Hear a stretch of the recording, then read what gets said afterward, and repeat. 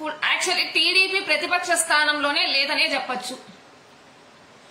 ప్రతిపక్ష స్థానాన్ని మొత్తం కూడా ఈ పచ్చ మీడియా, ఎల్లో మీడియా, పనికిమాల మీడియా, పోరంబోకు మీడియా తీసేసుకొని రాష్ట్రంలో జరిగేదాన్ని చూపించకుండా రాష్ట్రం ఏదో జరిగిపోతాంది, ఏదో అయిపోయింది, ఏదో ఉపద్రవం ముంచుకొచ్చేస్తాంది, ఇంకా రాష్ట్రం ఇంతే, రాష్ట్రం అల్లకల్లోలం అయిపోయింది, ఇంకా దీన్ని ఎవడూ బాగు చేయలేడు అన్న రేంజ్ లో ఎలివేషన్స్ ఇచ్చుకుంటూ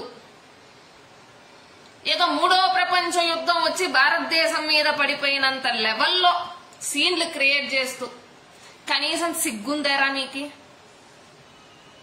ఈ పని చేసే కన్నా చంద్రబాబు నాయుడు సంకనాకడానికి మీడియా అనే ఒక గొట్టాన్ని పెట్టుకుని ఎదిగేదానికన్నా ఒక బ్రోతల్ హోమ్ పెట్టుకొని దాంతో సంపాదించుకొని తద్వారా వచ్చే డబ్బులతో చంద్రబాబు నాయుడిని సపోర్ట్ చేయొచ్చు మీరు.